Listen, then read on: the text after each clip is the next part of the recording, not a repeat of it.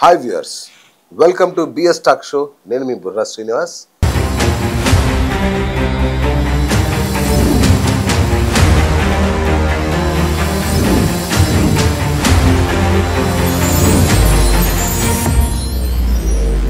ఇవాళ మనతో dare and dashing actress, heroine, అట్లాగే హిందుత్వానికి బ్రాండ్ అంబాసిడర్ మన ఎవర్ గ్రీన్ మాధవీలత గారు ఇవాళ మనతో ఉన్నారు.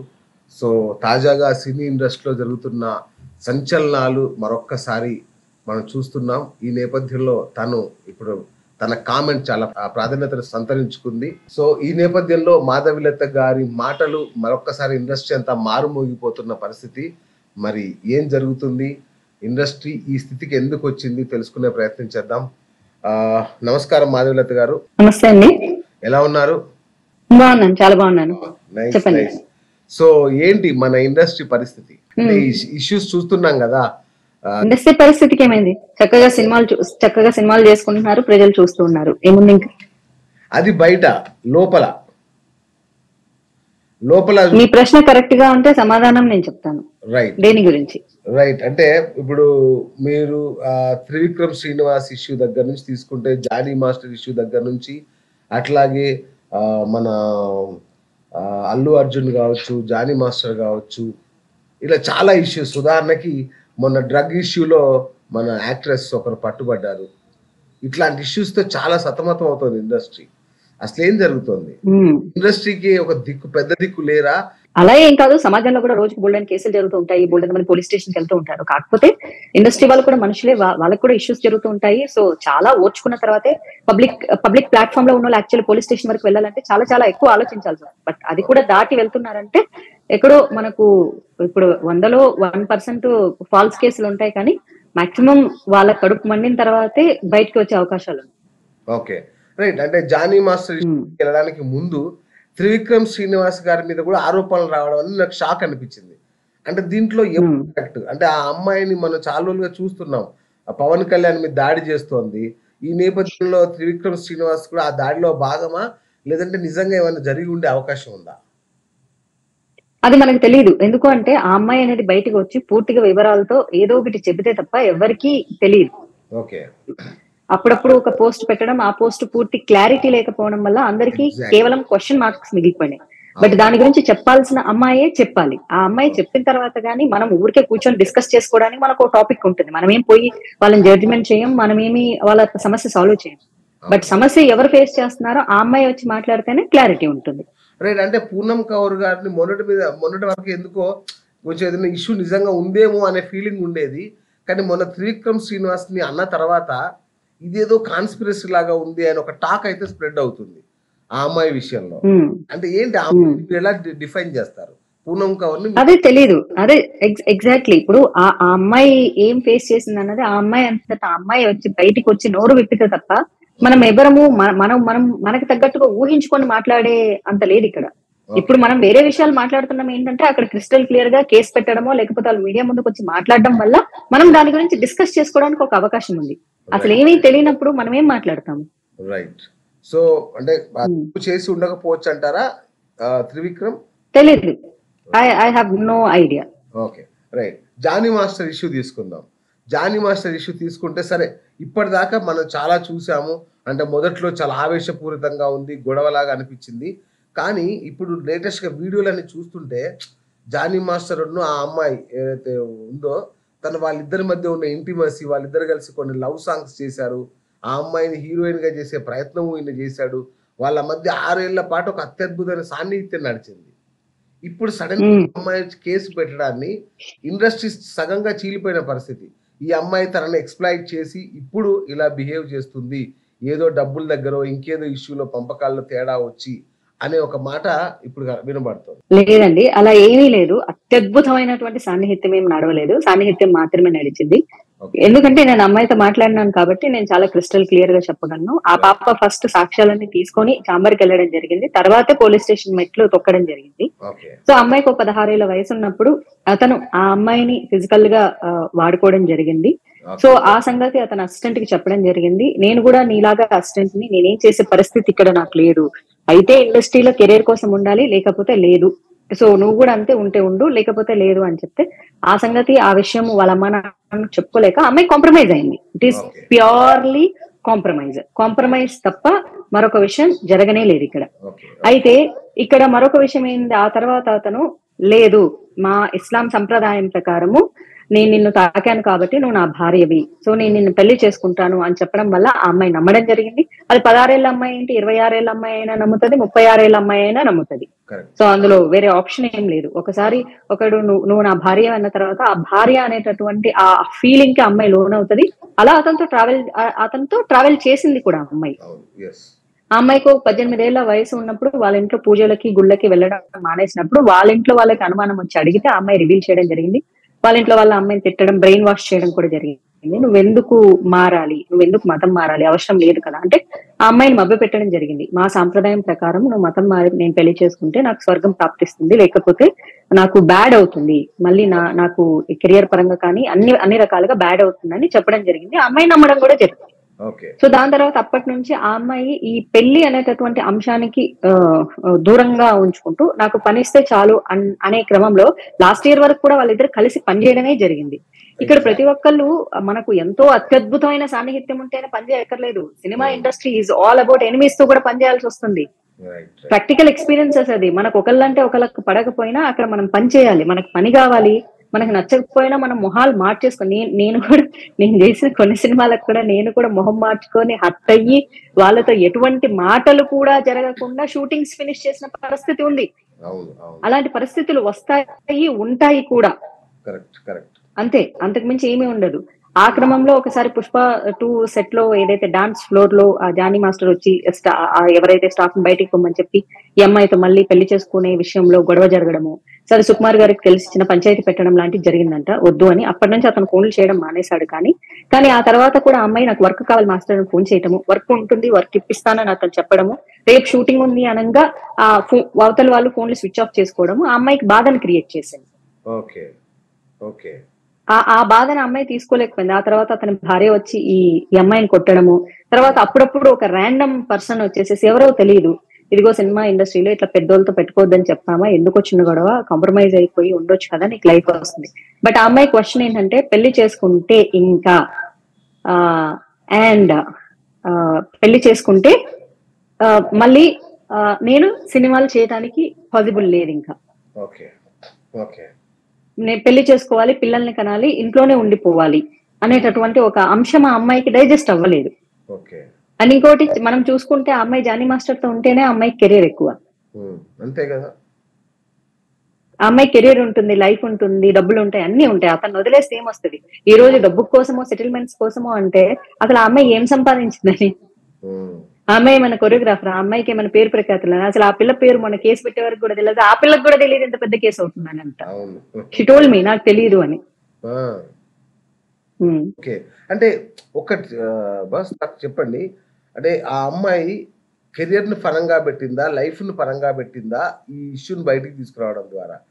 అంటే ఏం చేసి ఉంటుంది? అంటే ఆమె మొదట కూడా మీడియా దగ్గరికి వెళ్ళింది. ఫస్ట్ మీడియా దగ్గరికి వెళ్తే అదమ్మా మీరు చాంబర్కి వెళ్ళాలి అని చెప్తారు, అదే జరిగింది. భరద్వాజ్ గారు కూడా అదే చెప్పారు, ఆయన ఇంటర్వ్యూలో చెప్పారు, నేను ఫస్ట్ వాళ్ళ మీడియాకి వెళ్ళి. అమ్మాయికి తెలియదు ఎక్కడికి వెళ్ళాలో తెలియదు, అదే సమస్య.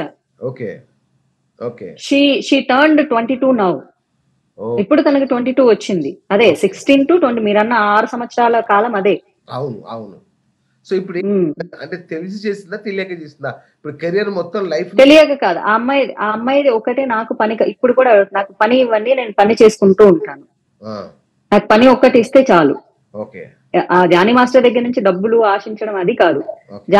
జానీ మాస్టర్ ఆ మతం మారి ఎందుకు? అమ్మాయి నన్ను 2 ప్రశ్నలు లేదు, నాకు పని ఇస్తే చేసుకుంటానక్క, నాకేం వద్దు, నా పనికి ఎంత జీతం ఇస్తారు ఇండస్ట్రీలో అంత జీతం ఇస్తే చాలు అని. నేను మతం మారి ఎందుకు పెళ్లి చేసుకోవాలి? నేను పెళ్లి చేసుకొని ఎందుకు ఇంట్లో హౌస్ వైఫ్ గా ఉండాలి? నాకు చాలా డ్రీమ్స్ ఉన్నాయి, అంతే. దీన్ని లవ్ జిహాద్ గా చూడొచ్చా? అంటే చాలా మంది 100% లవ్ జిహాద్ గానే చూడొచ్చు. ఒప్పుకోవట్లేదు కానీ చాలా మంది మీడియా వల్ల భయపడుతున్నారు.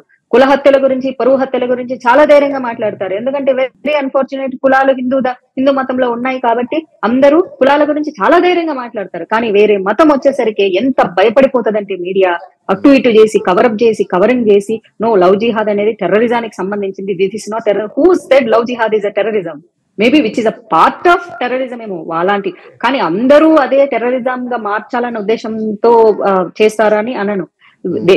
వన్స్ వాళ్ళ ఇస్లాం రూల్స్ ప్రకారం నేను తప్పు పట్టట్లేదు. టు బి ఆనెస్ట్లీ వాళ్ళ ఇస్లాం రూల్స్ ప్రకారం, వాళ్ళ ఖురాన్ ప్రకారం ఒక వేరే మతం అమ్మాయిని పెళ్లి చేసుకుంటే ఆ అమ్మాయి కాఫీర్ గా ఉండిపోతుంది కాబట్టి మతం మార్చి పెళ్లి చేసుకుంటే వీళ్ళకి స్వర్గం ప్రాప్తిస్తుంది అన్నది వాళ్ళ ఖురాన్ లో చెప్పారు. వాళ్ళు ఫాలో అవుతున్నారు. I'm not saying anything know about them.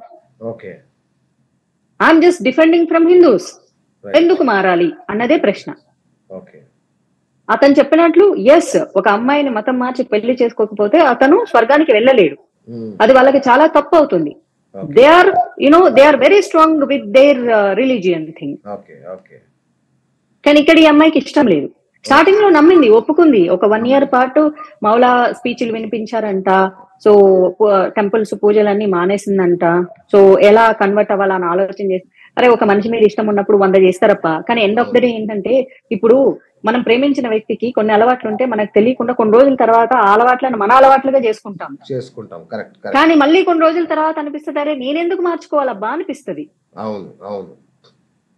Exactly. ఇప్పుడు మనం ఈ ప్రేమించే వ్యక్తి కాఫీ అలవాటు ఉంది, నాకు కాఫీ అలవాటు లేదు. కానీ అతని కోసం మనం ఏదో ప్రేమ చూపిద్దామని చెప్పేసి ఇష్టంగా మార్చుకుంటాం. కానీ కొన్ని రోజుల తర్వాత కాఫీ అంటే ఇష్టం పుట్టదు. బోడి కాఫీనే వదిలేస్తున్నాం. అంటే మనుషుల ఎమోషనల్ తో వాడుకుంటే అట్లా కాదు. అక్కడ ఇట్స్ ఆల్ మ్యూచువల్. ఆ అమ్మాయిని వాడుకోవడం జరిగింది. ఆ తర్వాత నువ్వు నా భార్య అని చెప్పడం జరిగింది. ఆ అమ్మాయి ఆ ట్రాన్స్ లోకి వెళ్ళడం జరిగింది. ఆ ట్రాన్స్ ఎలా ఉంటుందో వెళ్ళిన వాళ్ళకి మాత్రమే తెలుసు. అతనే భర్త, అతనే ప్రపంచం అనుకున్న సందర్భాలు కూడా ఉన్నాయి ఆ అమ్మాయికి. అతను కూడా ఓకే పెళ్లి చేసుకోవాలని అనుకున్నాడు. నేను అదే అంటున్నాను కదా, అతను కూడా పెళ్లి చేసుకోవాలని అనుకున్నాడు. అందుకే అమ్మాయిని సినిమాలో పెట్టాడు, అన్ని చేశాడు. ఇలాంటి కేసు పెట్టడం తప్పు కదా? అంటే అంత జరిగి అంత మానసికంగా తన భారీగా ఫీల్ అయ్యి ఈ రోజు వచ్చి నన్ను అత్యాచారం చేశాడు, నన్ను ఇలా చేశాడు, అలా చేశాడు, మతం మారమని. ఆ రోజు చేసింది అత్యాచారమే. ఆ రోజు 16 ఏళ్ల వయసులో అమ్మాయిని చేసింది అత్యాచారమే. హోటల్ రూమ్ లో నా ఆధార్ కార్డు నీ బ్యాగ్ లో ఉంది కదా తీసుకొచ్చి ఇవ్వు అని చెప్పడము, ఆ అమ్మాయి హోటల్ రూమ్ కి వెళ్ళడము, అక్కడ ఆ అమ్మాయిని మాటల్లో పెట్టి బట్టల్లో స్ట్రిప్ చేయడం జరగడము, ఆ అమ్మాయి వద్దు అని ఏడవడం. ఏడవకి ఏం చేస్తుంది? పెద్ద పిల్ల ఏడుస్తుంది, చిన్నపిల్ల ఏడవకి ఏం చేస్తుంది? తర్వాత అలా కాదు ఇలా కాదు అని చెప్పేసి ఆ అమ్మాయిని వాడుకోవడం. ఖచ్చితంగా ఏం చూసి ఒక కొరియోగ్రాఫర్ ని వెంటనే పడుకుంటుంది అమ్మాయి, అంత లేదు. ఆ ఏడుపుతోనే జరిగింది కాబట్టి అది అత్యాచారమే అవుతుంది. ఆ అమ్మాయికి ఈ రోజు కడుపు మీద కొడుతుంటే రేపు షూటింగ్ ఉంది, ఎల్లుండి షూటింగ్ ఉందని రేపు షూటింగ్ ఉండగా ఫోన్ స్విచ్ ఆఫ్ చేసుకుంటుంటే ఈ రోజు ఆ అమ్మాయి కడుపులో బాధేసింది. నేను పెళ్లి చేసుకోను అన్నందుకే కదా, నేను మతం మారి పెళ్లి చేసుకోను అన్నందుకే కదా నా కడుపు మీద కొడుతున్నారు అని చెప్పినప్పుడు ఈ 5 ఏళ్ల ట్రోమా అంతా గుర్తొస్తూ ఉంటుంది. ఖచ్చితంగా గుర్తొస్తుంది, గుర్తు రాకుండా. ఎందుకంటే ఆ అమ్మాయి గత 1 year గా నా ఫ్రెండ్స్ ఆఫ్ ఫ్రెండ్ తను గత 1 year గా ట్రోమాలో ఉండి నవ్వుతూ మాట్లాడుతూ సడన్ గా ఏడ్చేసేదంటే, ఎందుకు ఏడుస్తున్నావు అంటే చెప్పేది కాదంట. సో ఒక ట్రోమాలోకి వెళ్ళిపోతారు, సహజంగా వెళ్ళిపోతారు. ఇష్టపడి ప్రేమించి ఒక మనిషిని కలవడం వేరు. తర్వాత అరే ఇంత వాళ్ళ అమ్మా నాన్న అమ్మాయికి బ్రెయిన్ వాష్ చేయడం జరిగింది. నువ్వు ఎందుకు మారాలి మతం? నీకేం అవసరం పట్టింది? నువ్వు కెరియర్ కోసం వెళ్ళావా, లేకపోతే ఇలా మతం మారి పెళ్లి చేసుకోవడం కోసం వెళ్ళావా? నువ్వు పెళ్లి చేసుకుని ఇంట్లో పిల్లల్ని కనుక్కుంటూ కూర్చుంటే మరి ఇంత చిన్న వయసులో నువ్వు ఎందుకు ఇంట్లోంచి బయటకు వచ్చి పని చేసుకుంటూ ఉన్నావు అన్నప్పుడు తల్లిదండ్రులు 25 ఏళ్ల అమ్మాయికి కూర్చోబెట్టి బ్రెయిన్ వాష్ చేస్తారండి ప్రేమిస్తే. ఏమో ఒక యంగ్స్టర్ కి తల్లిదండ్రులు వాళ్ళ సేఫ్టీ చూసుకోరా? ఖచ్చితంగా చూసుకో. కులంగానే ప్రేమిస్తేనే కూర్చోబెట్టి బ్రెయిన్ వాష్ చేస్తారు. ఎందుకు చేసావని ఆ అమ్మాయిని బయటికి తీసుకురావడానికి తల్లిదండ్రులకు ఎంతో సమయం పడుతుంది. అందులోంచి ఆ అమ్మాయి బయటకు వచ్చి నాకు వర్క్ ఇస్తే చాలని చెప్పేసి మళ్ళీ ఇప్పుడు అతనితో ఏం గొడవలు పెట్టుకోలేదు అమ్మాయి. ఈ పెళ్లి అనే అంశం వద్దు, నాకు తెలిసి తెలియక అప్పుడు జరిగింది, ఇప్పుడు పెళ్లి అనే అంశం వద్దు, నేను పని చేస్తాను మీ దగ్గర. కానీ అది అటు తిరిగి ఇటు తిరిగి పెళ్లి చేసుకోవాలనే అంశం దగ్గరికే వచ్చింది కాబట్టి ఆ అమ్మాయికి పని ఇవ్వకుండా అమ్మాయి కడుపు మీద కొడుతుంటే ఇంక ఇప్పుడు అమ్మాయి తట్టుకోలేకపోయి okay end of the day నాకు పని అయితే ఇవ్వట్లేదు, పెళ్లి చేసుకుని నాతో పని చేయండి. కానీ పెళ్లి చేసుకున్న తర్వాత మొదటి కడుపు వస్తుంది, రెండో కడుపు వస్తుంది, అయిపోయింది అమ్మాయి కెరియర్ ఎండ్. ఇంకెక్కడుంది కెరియర్? అదే అమ్మాయి ఆలోచన చేసుకుంది. మీరు ఎప్పుడైనా జానీ మాస్టర్ తో కలిసి పనిచేశారా? నేను కలిసి పనిచేయలేదండి. ఒకసారి ఒక ఈవెంట్ లో నేను అదే అంటున్నాను. నేను he's bad, he's worse, I'm not, నేను ఆయన మీద స్టేట్మెంట్ ఇవ్వలేదు అసలు. మేబీ ఆయన కొరియోగ్రాఫర్ గా he's very talented, but talent is not defined with the character. At the same time ఏమైంది, అతని స్నేహితులకు మంచివాడు అయిండొచ్చు డెఫినెట్లీ. నా ఫ్రెండ్స్, నేను ఎవరో జీవితాలు తీస్తాను, నా ఫ్రెండ్స్ నాకు చాలా మంచోళ్ళు, గత 10 ఏళ్ళుగా తెలుసు. కానీ వాళ్ళ భార్య దగ్గరికి వెళ్ళి కోపంలో కొడతారు. ఇది నాకు షాకింగ్ గా అనిపిస్తుంది. ఎందుకంటే ఒక ఫ్రెండ్ గా నేను చూసే షేడ్ వేరు, భార్యగా ఆమె చూసే షేడ్ వేరు, చాలా తేడా ఉంటది. కాబట్టి బయట కనిపించే వ్యక్తి మనతో, ఆ క్లోజ్డ్ పీపుల్, ఒక అమ్మాయితో ఉండే వ్యక్తి ఇద్దరు ఒకటే అనుకోవడం చాలా తప్పు అని చెప్తాను. రైట్. ఈ ఇష్యూలో మెగా ఫ్యామిలీ ఇన్వాల్వ్ అయిందా? మెగా ఫ్యామిలీ ఇన్వాల్వ్ అయిందో లేదో నాకు తెలియదు, కానీ నాగబాబు గారు ఏదో సపోర్ట్ చేస్తున్నట్లు తెలిసింది. మేబీ ఆయన జనసేనకు సపోర్ట్ చేసిన కారణం అవ్వచ్చు.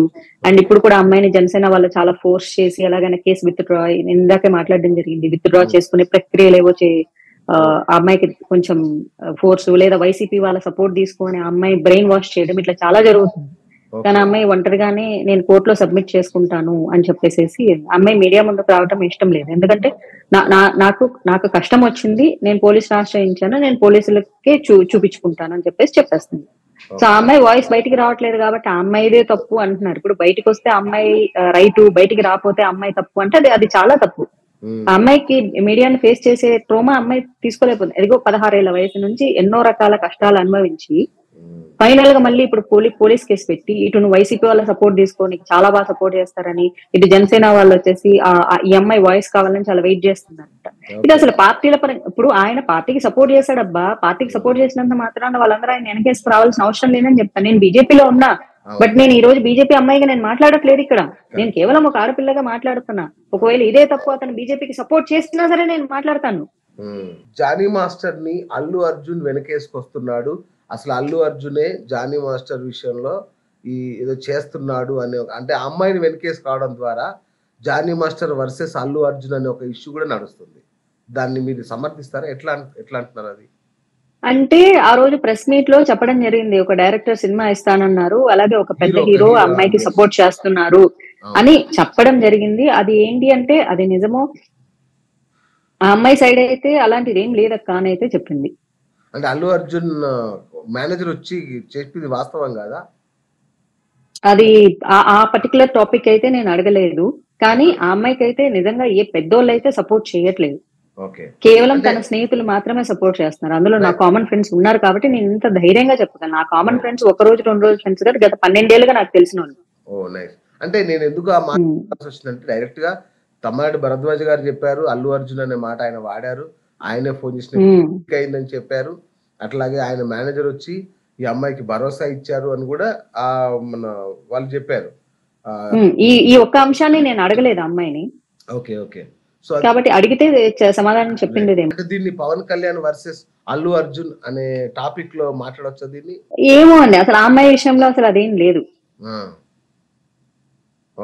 ఇది ఒక అమ్మాయి విషయం, ఇది అసలు పొలిటికల్ సంబంధం కాదు, ఫ్యామిలీ సంబంధం అంతకంతే కాదు. రైట్. మీరు ఒక అమ్మాయికి చెప్పండి, మిగతా విషయాలన్నీ వదిలేసి జానీ మాస్టర్ కేసులో ఇప్పుడు మీరు మాట్లాడిన విషయం నాకు చాలా బాగా నచ్చింది. ఎందుకంటే మీరు పాలన నీళ్ళు అద్భుతంగా చెప్పారు, అంటే బయాస్డ్ కాకుండా చాలా గొప్పగా మాట్లాడారు. ఇప్పుడు జానీ మాస్టర్ ఏం చేద్దాం? జానీ మాస్టర్ ఏం చేయాలన్న దాని మీద ఎలా ఉంటుందంటే అండి, చట్టం అందరికీ చుట్టం కాదు, ఇది మనం గుర్తుపెట్టుకోవాలి. చట్టం కేవలం డబ్బులున్న వాళ్ళకి మాత్రమే దగ్గరగా ఉంటుంది, పేరున్న వాళ్ళకి మాత్రమే దగ్గరగా ఉంటుంది. ఆ అమ్మాయి దగ్గర ఉండే సాక్ష్యాధారాలు అయితే ఆ అమ్మాయి దగ్గర ఉన్నాయి.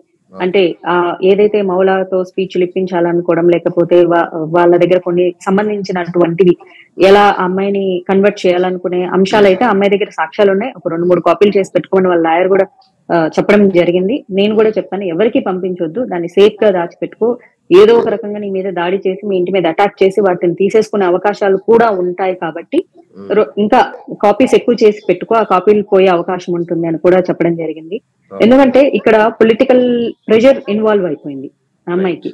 Very unfortunate. ఇప్పుడు జనసేన అనేది ఎన్డీఏ ప్రభుత్వంలో నేను కూడా ఉన్నాను, అయినంత మాత్రాన ఒక వ్యక్తి ఆడపిల్లకు అన్యాయం చేస్తే పార్టీ తరఫున మనం భుజాన వేసుకొని మోయకూడదు, అది చాలా తప్పు.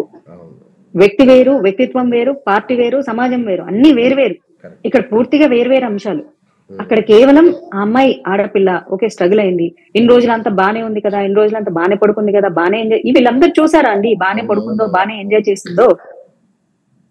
అతి ఇప్పుడు ఒకసారి క్యారవాన్ లో ఆ అమ్మాయి చెప్పింది అది, ఒకసారి క్యారవాన్ లో ఇట్లా వెళ్ళేసరికి సో ప్యాంట్ విప్పేసేసి చెయ్యి అన్నారు అని చెప్పేసి, అప్పుడు ఓకే ఆ అమ్మాయికి అతనంటే ఆ మూమెంట్ లో ఇష్టం ఉన్నా గానీ ఈవెన్ సొంత భార్యకైనా తన మనసుకి ఇష్టం లేకపోతే అది ఇష్టం లేదనే కదా అర్థం. భర్తకి ఏదైనా కావాలి అంటే భార్యకి కావాలని రూల్ ఏం కాదది. ఆమె మానసిక స్థితి చాలా ఇంపార్టెంట్ ఆ సందర్భంలో. ఆమె ఏం ఆలోచన చేస్తుంది అన్న దాని మీదే ఆధారపడి ఉంటుంది. సో అది కూడా బలవంతం కిందకే వస్తుంది కదా. తప్పనిసరి పరిస్థితుల్లో ఒకవేళ ఆమె ఒప్పుకున్నప్పటికీ కూడా అది అత్యాచారం కిందకే కన్సిడర్ చేయబడుతుంది కదా. Even though she is wife, it's marital rape కదా. Of course. కానీ మాధవలత గారు ఒక విషయం చెప్పండి, 16 ఏళ్ల వయసులో జరిగిన రేప్ గానీ లేదంటే ఈ మతంలో అది మార్చుకోమని చెప్పిన విషయాలు ఏవి కూడా కేసులుగా చట్టం ముందు నిలబడవేమో అనిపిస్తుంది నాకు. అంటే ఈ బలమైన సాక్ష్యాలు, బలమైన ఆధారాలు కావేమో అనిపిస్తుంది.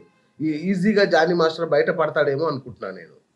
ఎందుకు అంటే అండి నేను చెప్తా. ఇప్పుడు ఒక 10 సంవత్సరాలు భార్య భర్తలు కలిసి కాపురం చేస్తారు, సంతోషంగానే ఉన్నారనిపిస్తారు, వాళ్ళిద్దరికి గొడవలు వస్తాయి. గొడవలు వచ్చినప్పుడు అమ్మ నీ భర్తతో నువ్వు ఏమేం కష్టాలు పడ్డావంటే ఆమె 10 ఏళ్ల క్రితమే మొత్తం తీసుకొచ్చి చెప్తది. నేను ఆ రోజు ఈ మానసిక క్షోభ అనుభవించాను, ఆ రోజు ఈ మాట అన్నాడు, నన్ను ఇలా బాడీ షేమింగ్ చేశాడు, నన్ను ఇలా మెంటల్ అబ్యూస్ చేశాడు, నాకు పలానా రోజు పెళ్ళైన 10 రోజుల తర్వాత నాకు ఇష్టం లేకపోయినా సరే నన్ను శారీరకంగా వాడు ప్రతిదీ గుర్తు పెట్టుకుంటది ఆమె. ఎందుకంటే ఆమె మానసికంగా అనుభవించిన క్షోభ ఏ రోజైతే మనసుకు కష్టం వస్తుందో ప్రతిదీ లిస్ట్ అవుట్ చేస్తారు. మరి 10 సంవత్సరాలు ఎలా తప్పదు, ఇతను నా భర్త కాబట్టి నేను కలిసి కాపురం చేయాల్సి వచ్చింది అంటది. But end of the day తాను మాట్లాడాలి అనుకున్నప్పుడు తను బాధపడిన ప్రతి అంశాన్ని బయట పెడుతుంది. అలాగే ఈ అమ్మాయి కూడా పెట్టింది. దాన్ని ఎందుకు దాన్ని పోక్సో కింద కన్సిడర్ చేశారంటే అప్పుడు ఆ అమ్మాయి వయసు 16 సంవత్సరాలు కాబట్టి యాజ్ పర్ పోక్సో రూల్స్ ఒక 16 ఏళ్ల అమ్మాయిని ఒక మెచ్యూర్డ్ మ్యాన్ ఆ అమ్మాయి కన్సెంట్ తో చేసినప్పటికీ కూడా అది మభ్యపెట్టి చేయడమే జరుగుతుంది తప్ప అద్భుతమైన ఇష్టాల అమ్మాయి షేర్ చేసుకునే అవకాశం ఉండదు కాబట్టి దాన్ని పోక్సో కింద కన్సిడర్ చేయడం జరుగుతుంది. రైట్. నేను ఒక ప్రశ్న అడుగుతాను.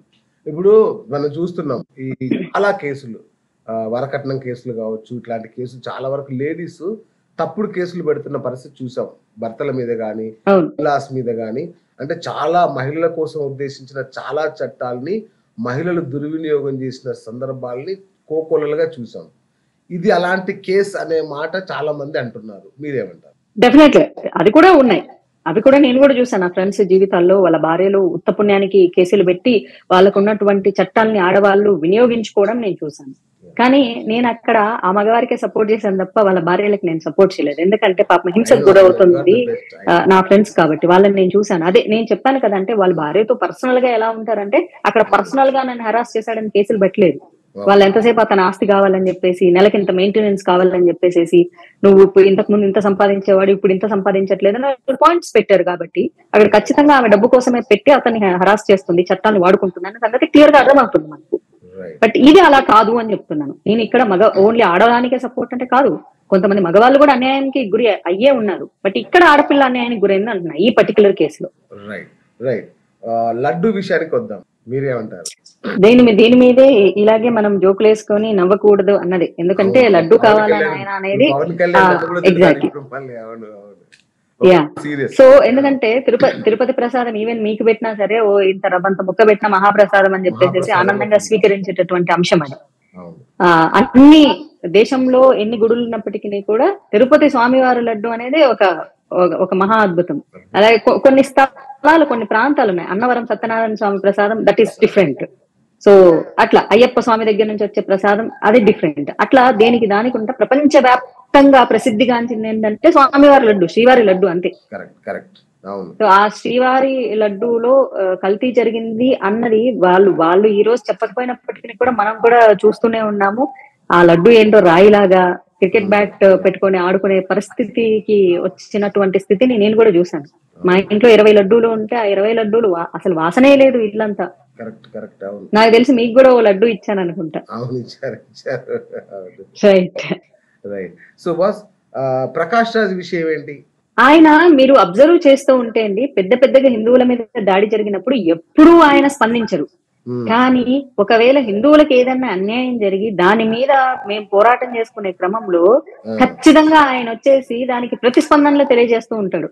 మొన్న ఒకటి చూశాను, యాంకర్ మంజూష లడ్డు కావాలా నాయన అని చెప్పేసి, అవును. Laddu is a very sensitive issue అని చెప్పేసి దానికి చుట్టూ ఉన్నోళ్ళు నవ్వడం వచ్చేసేసి, కార్తీక్ కొంచెం సీరియస్ గా రెస్పాండ్ అవ్వాల్సింది. లడ్డు ఈజ్ అ సీరియస్ కానీ సెన్సిటివ్ ఇష్యూ, కార్తీని ప్లీజ్ డు కార్తీని నాట్ మేక్ అనడం జోక్. కార్తీని పవన్ కళ్యాణ్ అనడం ఎందుకో నాకు నచ్చల.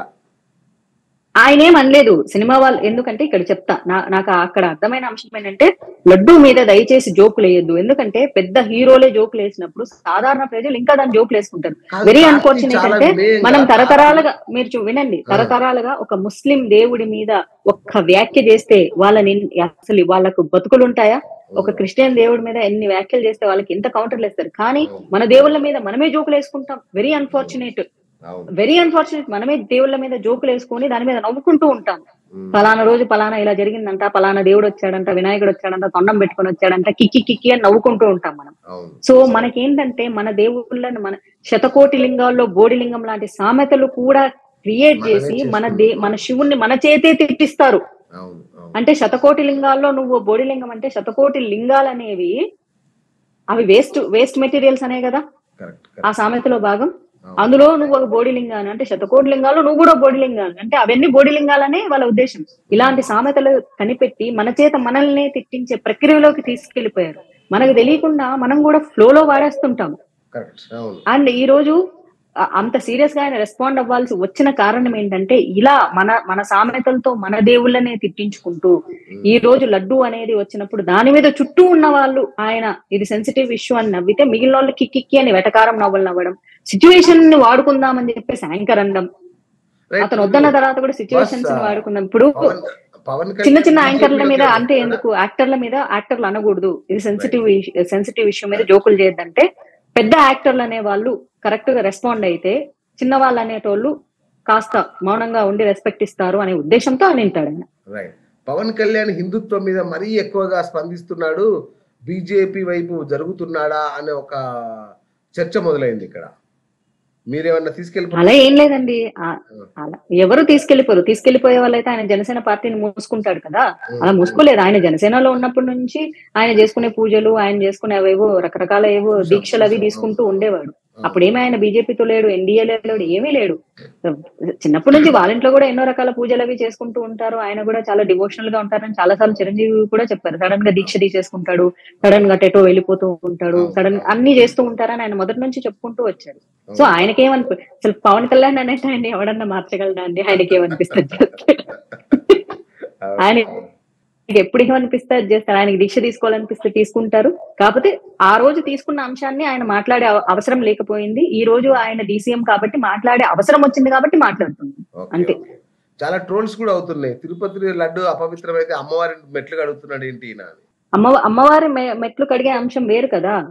ఇప్పుడు అమ్మవారి దగ్గరికి ఇప్పుడు అమ్మవారి మెట్లు కడిగితే ఏంటి తప్పేముంది? అమ్మవారు లేకుండా అయ్యవారు ఎక్కడ, అమ్మవారు లేకుండా అయ్యవారు ఎక్కడి నుంచి వచ్చారు? తిరుమల మెట్లు కదా కడగాల్సింది, తిరుమలకి వెళ్ళే దారిలో మెట్లు కదా చేయాల్సింది అని.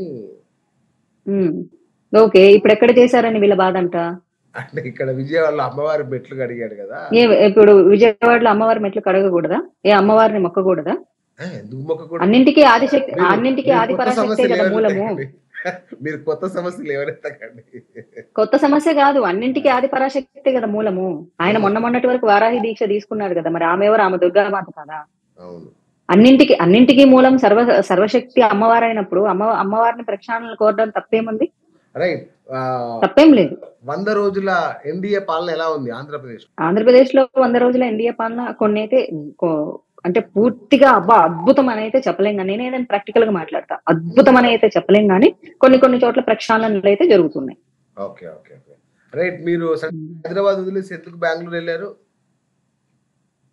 బెంగళూరు చాలా బాగుంది. ఇక్కడికి వచ్చిన తర్వాత ఏమో మరి ఇక్కడ ఒక మంచి ఉద్యోగం వచ్చింది కాబట్టి మేబీ ఉద్యోగం రావటం కోసమే ఇక్కడికి వచ్చానేమో. కన్నడ సినిమాల్లో ఏమైనా చేస్తున్నారా? కన్నడ సినిమాల్లో కాదు కానీ ఒక 2-3 మీటింగ్లు ఉన్నాయి కమింగ్ అప్. నేనేం ట్రై చేయలేదు కానీ అనుకోకుండా ఇక్కడ ఉన్నటువంటి ఫ్రెండ్స్ రికమెండ్ చేశారు. సో మీటప్స్ అవ్వమని చెప్పారు, ఇంకా అవ్వలేదు, మేబీ చూద్దాం. ఓకే, ఆల్ ది బెస్ట్ మీకు. కన్నడ ఇండస్ట్రీలో మీరు ఫ్లరిష్ అవ్వాలి. So thanks for your time. Thank you so much Madhulatha గారు. Thanks a lot. Thank you.